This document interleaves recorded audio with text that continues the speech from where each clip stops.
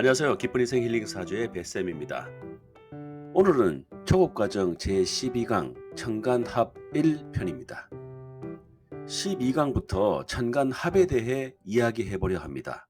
먼저 12강에서는 천간합의 의의와 천간합의 종류, 천간합을 좀 더 쉽게 외우는 방법과 천간합화에 대해 알아보겠습니다. 천간합에 대한 내용이 많아서 천간합의 작용과 간합의 주안점 등은 다음 시간에 안내해 드리도록 하겠습니다. 2. 천간합. 천간합의 의. 천간합을 통상 부부지합이라고 합니다.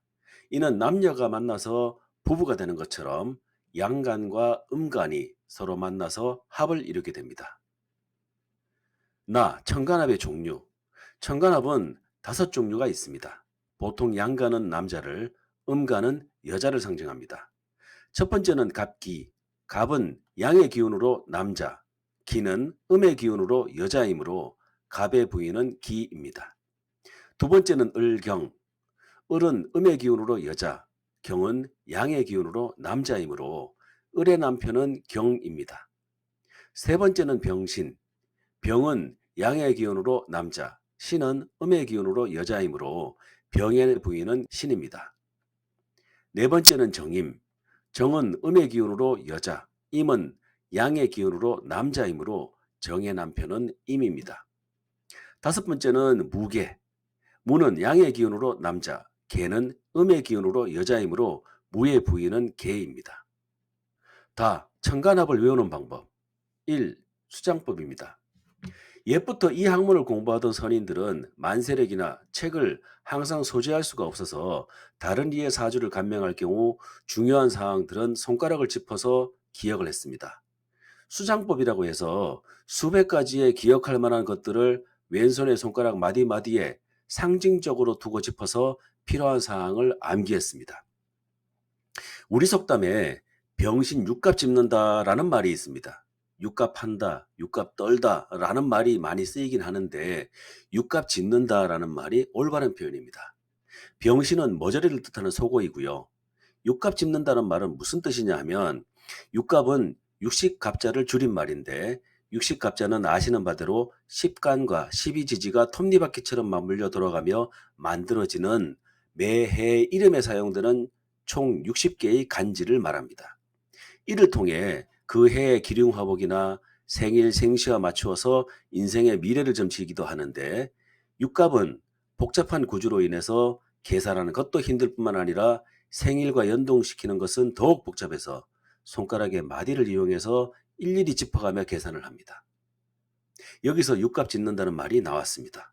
그래서 병신 육갑 짚는다는 말은 머저리 같은 놈이 능력도 안 되는 고난이도의 일을 하고 있다라는 말로 해석됩니다. 이렇듯 수장법은 아주 오래전부터 선조들이 해오던 방식입니다. 수장법으로 기억할 수 있는 것들이 나오면 차츰 알려드리도록 하겠습니다. 이 천간합을 기억하는 수장법도 손가락만 가지고 천간합을 짚을 수 있는 방법입니다. 갑, 을, 병, 정, 무와 기, 경, 신, 임, 계로 두 개의 그룹으로 나누어서 순서대로 번호표를 주면 갑 1, 을 2, 병 3, 정 4, 무 5가 되고 다시 기 1, 경 2, 신 3, 임 4, 계 5가 됩니다. 그리고 같은 번호에 해당되는 것들이 짝이 됩니다. 말하자면 갑 1, 기 1, 을 2, 경 2, 병 3, 신 3, 정 4, 임 4, 무 5, 계 5가 짝이 되는데 이것이 천간의 합입니다. 이것을 좀 더 손쉽게 외우려면 손가락을 활용하면 됩니다. 그림에서 보는 것처럼 어떤 손이든지 엄지부터 순서대로 갑, 을, 병, 정, 무를 붙이고 다시 엄지부터 순서대로 기, 경, 신, 임, 계를 붙입니다. 이렇게 하여 같은 손가락에 해당하는 것이 짝으로 합이 됩니다. 예를 들어 병의 합을 알려면 병은 갑 1, 을 2, 병 3으로 세 번째 손가락에 해당됩니다. 다시 기 1부터 시작해서 세 번째 손가락에 무엇이 오는지를 보면 기 1, 경 2, 신 3으로 신이 됩니다. 그러므로 병과 합이 되는 것은 신입니다. 이런 식으로 계속 하다 보면 천간의 합은 저절로 외우게 됩니다. 2. 대화법입니다. 오른쪽에 보이는 그림은 천간육합도인데 오운상생도라고도 합니다. 십천간이 상호 대화작용에 의해 이질적인 기운으로 변화되는 작용을 설명하는 방법입니다. 이 그림에서 얻을 수 있는 간단한 정보는 서로 마주보고 있는 것이 서로 음양이 다르고 합해지는 것이다 입니다. 예를 들어서 갑목은 마주보는 것이 기토입니다. 갑목은 양이고 기토는 음이죠. 그래서 서로 마주보는 갑기가 합이 됩니다. 이에 힌트를 얻어서 만든 것이 왼쪽에 간단히 그려진 그림입니다. 저는 이것을 제 나름대로 이름을 붙여보았는데 대화법이라고 부릅니다. 간단하게 세로로 갑, 을, 병, 정, 무 순서대로 쓰고요. 다시 오른쪽에 세로로 기, 경, 신, 임, 계로 나누어 썼습니다. 왼쪽 천간에서 오른쪽 천간으로 수평으로 선을 그으면 바로 그게 천간합이 됩니다. 즉 갑과 기, 을과 경, 병과 신, 정과 임, 무와 계가 연결됩니다. 저는 이 방법을 추천합니다. 나중에 천간충을 공부할 때도 연계할 수 있어서 무척 편리합니다. 라, 천간합화. 1. 천간합화의 생성순서. 부부가 합의되면 새로운 가족이 만들어지듯이 천간이 합의되면 새로운 물질을 만들어냅니다. 천간이 합을 이루면 합에서 그치는 것이 아니라 화가 됩니다. 즉 뭔가로 변한다는 말입니다. 조물주가 세상을 만들 때 제일 먼저 만든 것은 토라고 합니다. 가장 중요한 게 땅이잖아요. 그래서 제일 먼저 합하는 것은 땅, 즉 토가 되며 오행의 상생의 순서대로 그 다음은 토생금하여 금이 되고 그 다음은 금생수하여 수가 되며 그 다음은 수생목하여 목이 되고 그 다음은 목생화하여 화가 됩니다.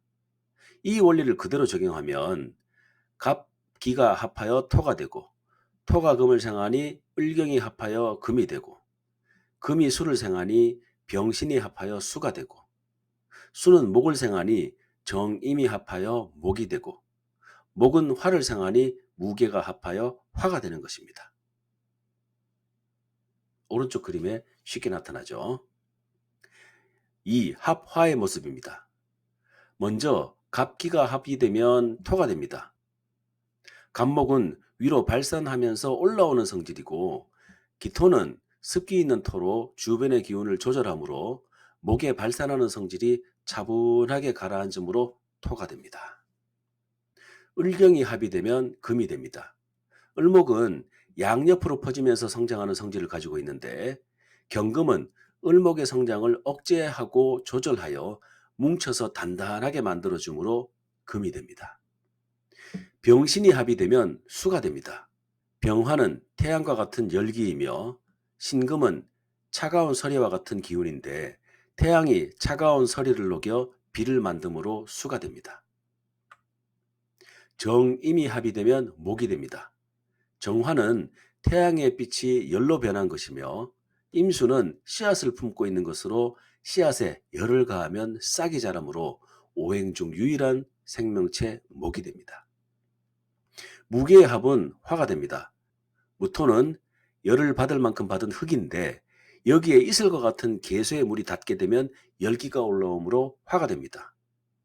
한여름에 너무 더울 때 뜨겁게 데워진 땅에 물을 쫙 뿌리면 땅에 물이 닿자마자 후끈한 열기가 확 나면서 이글이글거리는 아지랭이가 생기면서 물이 금세 말라버리고 이내 시원해지죠. 이때 물이 땅의 열기를 빼앗아 증발하게 됩니다. 이때 발생하는 것이 뜨거운 열기죠. 그래서 무토와 개수가 만나면 화가 됩니다. 3. 합화가 되기 위한 조건. 참고 합의불화. 천간이 합의되어 다른 오행으로 변화하는 것은 상황에 따라서 변하는 때도 있고 변하지 않을 때도 있습니다. 예를 들어 병신이 합의되면 수로 변하는 때도 있지만 변하지 않는 경우도 있습니다. 또한 합도 두 천간이 가까이에 있으면 합의 힘이 강하지만 멀리 떨어져 있으면 합의 힘이 약해집니다. 합의되어 오행의 변화가 오는 것을 합화라고 하는데 합은 되었으나 오행의 변화가 와서 화가 되지 않는 것을 합의불화, 즉 합은 되었으나 화가 되지 않는다라고 합니다. 합화가 되기 위한 간단한 기본적인 조건은 다음과 같습니다. 갑기가 합해서 토가 되기 위해서는 토월인 진술충미월에 태어나야 합니다. 즉 월지가 진술충미가 되어야 합니다. 을경이 합해서 금이 되기 위해서는 금월인 신유월에 태어나거나 지지가 사유축 삼합이어야 합니다. 병신이 합해서 수가 되기 위해서는 수월인 해자월에 태어나거나 지지가 신자진 삼합이어야 합니다. 정임이 합해서 목이 되기 위해서는 목월인 인묘월에 태어나거나 지지가 해묘미 삼합이어야 합니다. 무게가 합해서 화가 되기 위해서는 화월인 사오월에 태어나거나 지지가 인오술 삼합이어야 합니다. 이번 12강에서는 천간합에 대해서 알아보았습니다. 천간합의 의의와 종류, 천간합을 좀 더 쉽게 배우는 방법과 천간합파에 대해서 알아보았습니다. 다음 13강에서는 천간합의 작용에 대해서 알아보겠습니다. 영상을 마치기 전에 안내 말씀드리겠습니다. 오늘 보신 영상의 내용을 구글 블로그에 정리해서 올려놓았습니다. 본 영상의 댓글에 구글 블로그의 주소를 기재했고요. 해당 링크를 통해 들어가 보시면 됩니다. 또한 한자를 손쉽게 연습할 수 있는 연습장도 만들었습니다. 구글 블로그에 링크로 연결했습니다. 출력해서 활용하시면 됩니다. 오늘의 영상이 도움이 되셨다면 구독과 좋아요 그리고 댓글 한 줄 부탁드립니다. 제가 다음 영상 만들 때 진짜 큰 힘이 됩니다. 그럼 기쁜 인생 힐링 사주 오늘의 영상은 여기서 마치고요. 우리는 다음 영상에서 다시 만나겠습니다. 고맙습니다.